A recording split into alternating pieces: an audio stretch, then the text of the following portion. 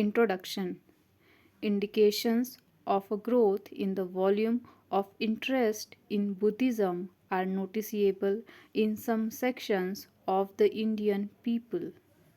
Along with it, there is naturally a growing demand for a clear and consistent statement of the life and teachings of the Buddha.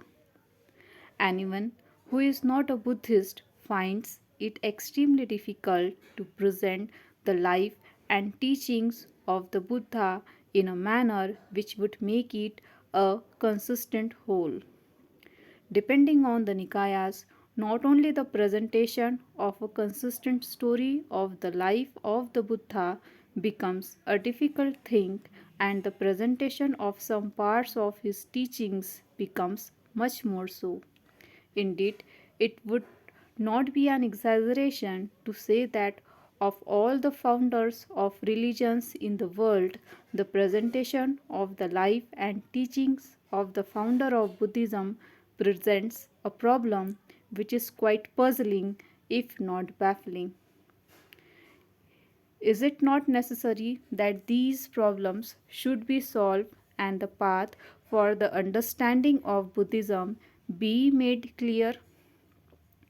Is it not time that those who are Buddhist should take up these problems at least for general discussion and throw what light they can on these problems? With a view to raise a discussion on these problems, I propose to set them out here. The first problem relates to the main event in the life of the Buddha, namely Parivrajya. Why did the Buddha take Parivrajya? The traditional answer is that he took Parivrajya because he saw a dead person, a sick person, and an old person. This answer is absurd on the face of it. The Buddha took Parivrajya at the age of 29.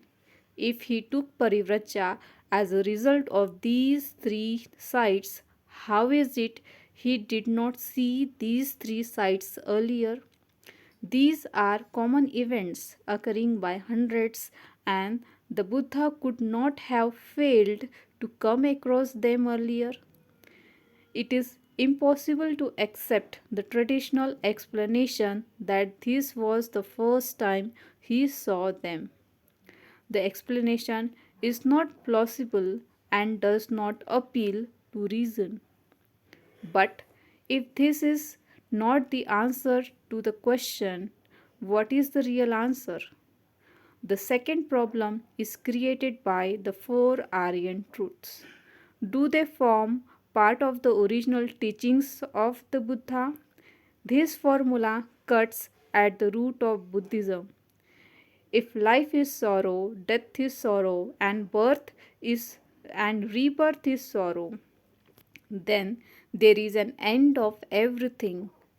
Neither religion nor philosophy can help a man to achieve happiness in the world. If there is no escape from sorrow, then what can religion do? What can Buddha do to relieve man from such sorrow which is ever there in birth itself? The four Aryan truths are a great stumbling block in the way of non Buddhists accepting the gospel of Buddhism.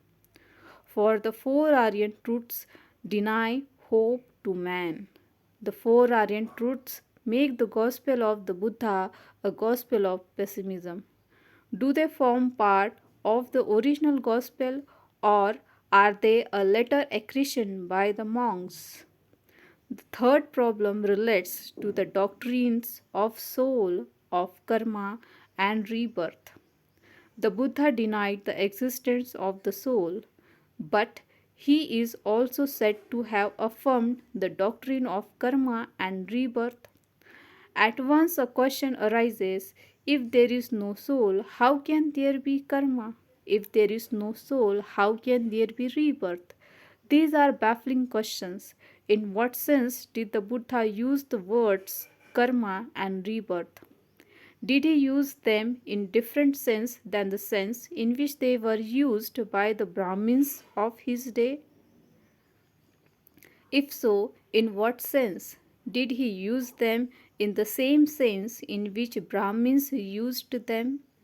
If so, is there not a terrible contradiction between the denial of the soul and the affirmation of karma and rebirth?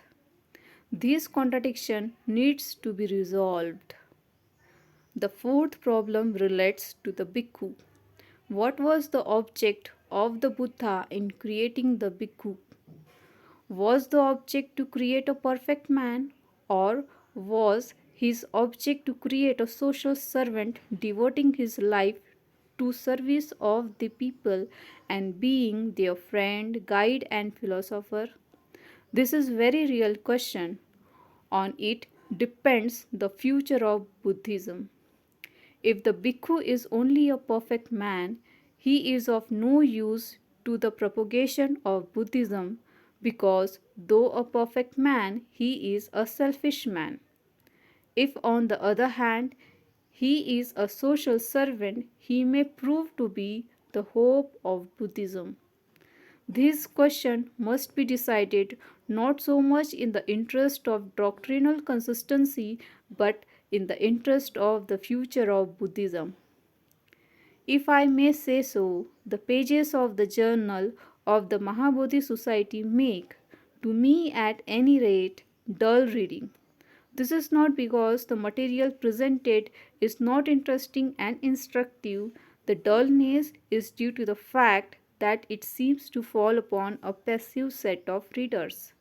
After reading an article, one likes to know what the reader of the journal has to say about it. But the reader never gives out his reaction. This silence on the part of the reader is a great discouragement to the writer. I hope my questions will excite the readers to come and make their contribution to their solution.